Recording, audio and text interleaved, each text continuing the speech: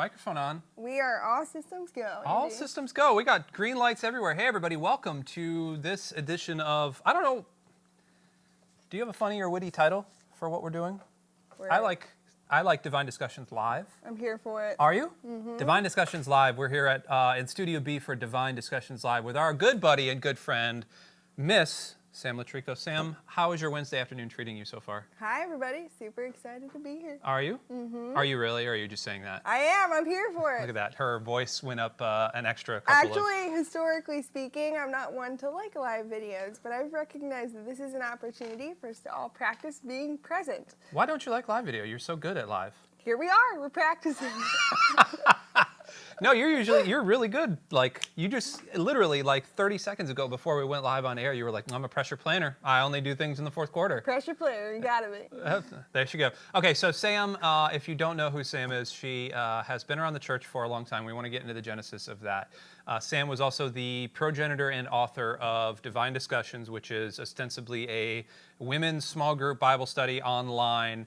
And there is a whole lot of tentacles and tendrils that are coming out from that we're going to talk about in just a minute. But let's back up. The internet is watching, and so I want to introduce you to the internet, and I want you to tell the internet how you actually came to Bay Hope Church. Why are you even here? Fair question. Well, I think the most important thing to know about me is right now I'm just somebody that's so hungry and on fire for God. I have been a part of the Bay Hope community now. People ask me this. I think it's been about 7 to 8 years. Okay. I was actually introduced through old coworkers of mine, so shout out to the King family for King family. making that Shout happen. out. So that was a beautiful blessing and introduction. And I actually got sucked in. I saw the CPGA testimonial video. And I have a huge, huge heart and passion for supporting teens and young women. And I really wasn't like proactively seeking faith at the time, but when I saw that, I was like, ooh, I definitely have to do that. I feel that I could serve there. And just looking back at it all, I'm so thankful because it really opened the door to my faith growing and becoming what it is today. So that was really the inception point for me. Cool. And that was how many years ago? 7, 8. Okay, so she's been... It's been a while. Yeah, she was here before COVID. She was here kind of before everything started happening with even new building and... no, you were here for the new building? No, you were here when they were... Yeah, when all of that was happening with B100 and all the things with Collide and all that. What are you currently doing here at Bay Hope Church? I know you actually work with Collide. Yeah, so I have my hands, I guess, in a lot of different She does. She's got a lot of plates spinning right now. Yeah, I'm super, super passionate about our prayer ministry. Also, as Andy said, helping with the Collide students in small group for 11th grade girls. So shout out to our 11th grade girls. Another shout out. Yeah, and then several different digital projects online. Yeah, so. And we're going to get into one of those digital projects. That's a tease right there. Before we do, Sam, I want you to tell me your favorite thing to do outside of Bay Hope Church. It's a good question. Or give me top 3. Top 3 favorite things to do outside of Bay Hope Church. Okay, just so everybody knows I'm a real person and I'm fun. I really do enjoy acting and theater. That's been a passion of mine since probably 8 years old. So right now I'm a part of an acting studio, and we just do like fun short scenes and improv. So that's an outlet for me for sure. And then I'm also really passionate about my business. Like a lot of people sometimes, I guess, don't say that they actually like their work, but I'm very passionate about my work. So my background is in psychology and counseling. So I have a female mindset coaching practice that I do. It's called Let Your Light Shine. So I love that. And then I also do recruiting consulting for sales companies. So awesome. Keeps me busy. What is your favorite musical of all time? Favorite? Ooh, gosh, that's hard. Wicked is a really good one. Yeah. Wicked is good. If you haven't seen Wicked, I recommend. But there's a lot of good ones. There is a lot of good ones. Give me another one. Don't say Phantom. No. Lion King's pretty good. I haven't actually seen Lion King. Rent is good. That's I like a classic. Rent. Yeah, I do like Rent. Okay, cool. Well, you can throw in your favorite live show in the chat below us if you want. I want to switch gears a little bit. So you had mentioned that you had your hands in a lot of digital projects as well. When I met Sam, it was, oh goodness. A year and a half ago? Yeah, a year and a half-ish ago. Sam had actually expressed interest in helping with women's ministry, but kind of out of the blue, she had actually expressed interest in doing something online, and I took a shot on this crazy girl, and then introduced her to Austin. Austin had just started working here right around the time that Austin had just kind of joined us on staff. Austin has been part of the furniture around here, but right when he had kind of jumped into digital ministry, and so we started doing a little bit of work with Sam. And one of the first projects that we actually did was called Divine Discussions. So 30,000 foot view. What is Divine Discussions? Yeah, so I share a little bit of the inception of how all of this got started. So God actually called me to be obedient and leave full-time work to pursue my coaching. And that being said, I had some more freedom and flexibility. A whole lot of freedom and flexibility. Which I love. And I wanted to be able to give that back to my church. So I sent out a mass email to Andy and a lot of the other leaders around Bay Hope, not really knowing exactly what we would be signing up for. And Andy was just like, again, not really knowing me from Adam or anything about me, was like, hey, how would you feel about starting a digital group online for women? And I was like, dude, that's like my heart and my passion. Absolutely, I will do that. So I love sharing this because, again, he didn't know me. So I really do feel that it was such a God thing. So I was like, absolutely, I'll start a small group for women. So we did. And I just took a blank Google document and I prayed to God. And I was like, okay, God, so what do you think that all women need to hear? Like, no matter their background, age, walk of life, what do all women need? And really what came from that was 3 themes. So it was a stronger relationship with God, Heavenly Father, stronger relationship with themselves internally, and then a stronger relationship with other people. And then somehow, by the grace of God, coming up with 6 sessions of small group content. And we had about, I would say, 15, 20 ladies online, and we were laughing and crying and talking about Jesus, and it was a lot of fun. And then when we were nearing the end of all this, I was like, guys, like, I don't think we're done. Like, I think God has more work to do here. And I was really prepared to deal with whatever objections that Andy or Austin might give me. But I was like, guys, what would you think if we took this content from a small group and we actually turned it into like a video series? So that way a woman could follow along and do her own personal devotion time with God, or maybe people could facilitate their own small groups with the content. And then what if we did a podcast with some ladies in Bay Hope Church? And they were just like, sounds good. And I was like, okay, another really awesome green light from God. So that's really how it all got started, and it's been a year-long production. Yeah, so a couple things. First off, Sam was right. We didn't know her from Adam or Eve, and we, but the email that she had initially sent to me and then that I had forwarded to Austin and we started kind of praying through and talking about was not actually ever intending for her to write her own content or curriculum. Because when we ask people to lead small groups, and if you're listening and you want to lead a small group and you're feeling that pull, you don't have to go and write 6 different sessions worth of theologically based, theologically sound content that is mapped out in different movements and patterns and structures like this crazy one over here did. Instead, we usually give you some sort of content or give you some sort of creative input and then let you lead the group.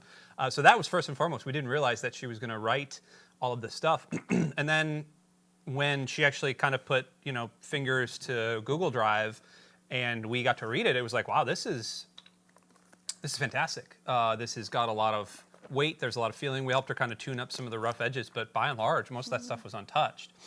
And so when it actually came time to end the group, we were hearing all these stories and seeing these screenshots of, actually, most of the ladies didn't even go here. Is that correct? So she was just doing like this guerrilla recruiting from her own business and really from her own contacts all throughout social media and just saying, hey, do you want to join a group here?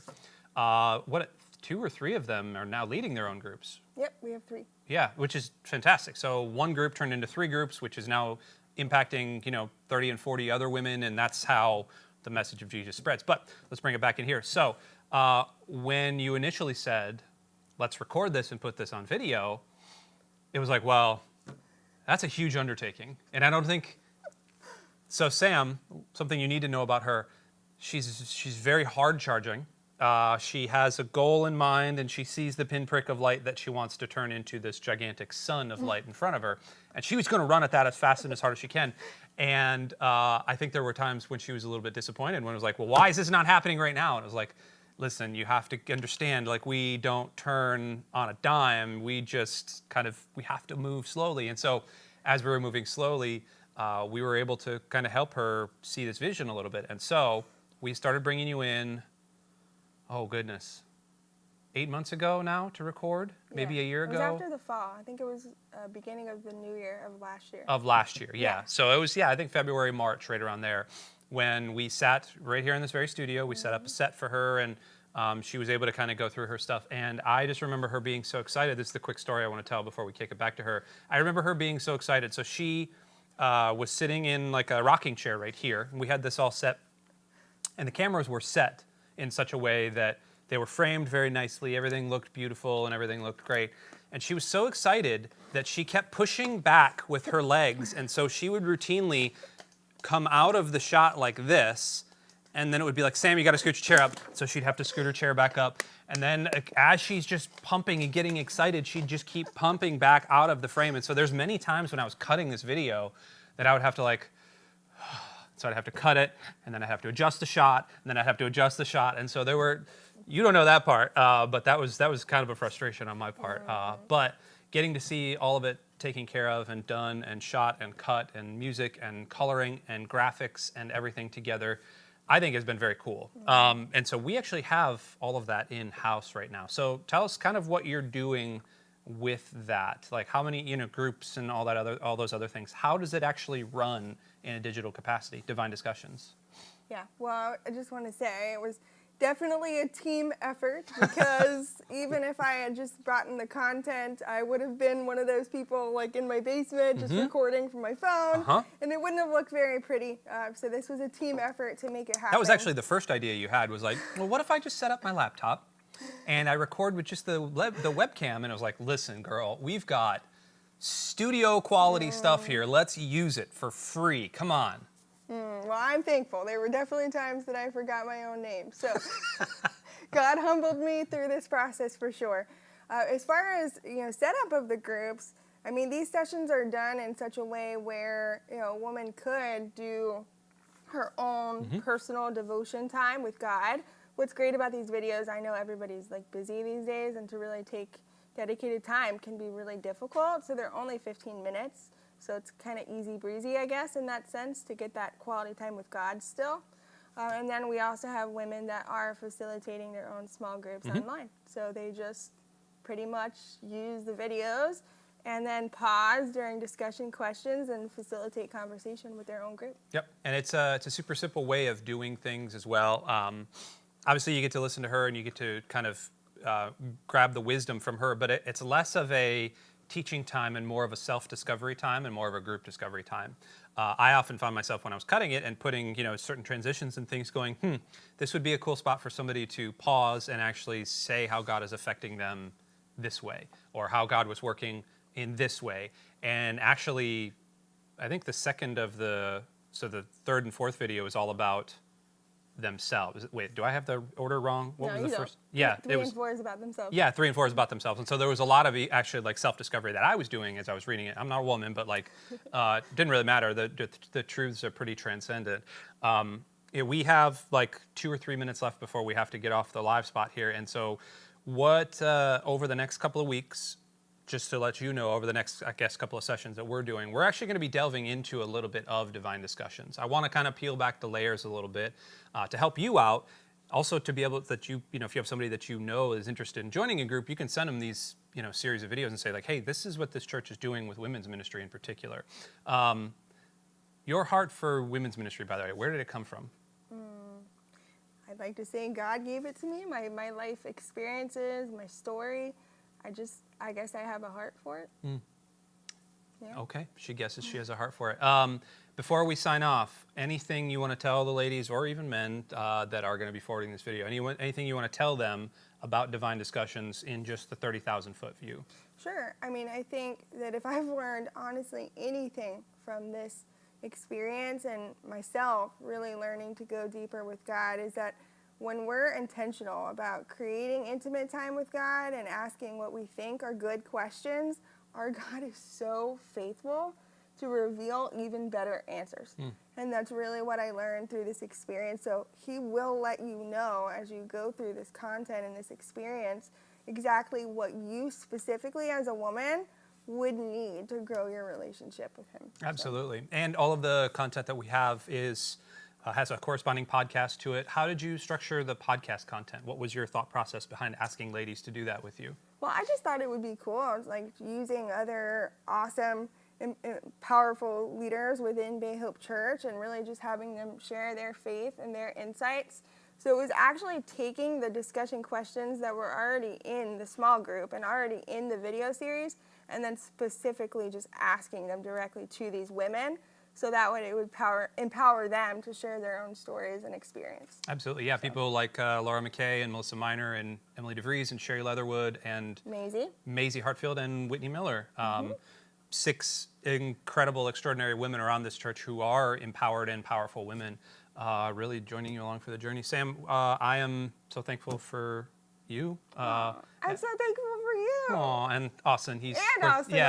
We're both thankful for you. We do have some things that are coming up in the future as well that after we get through Divine Discussions, we're going to be talking about. She's brimming with ideas, especially things in content and places. So it's not always going to be my ugly mug on screen or Austin's young face on screen as well. Most of the time it's going to be her, and she's going to be talking to the camera and talking to you on the other side of this lens and really helping you to live an empowered and strengthened life in Christ. So thanks for being here. Thank you. I'm so excited. Absolutely. Thank you all for being here as well. We will catch you next time. Love ya. Goodbye. Bye, everybody.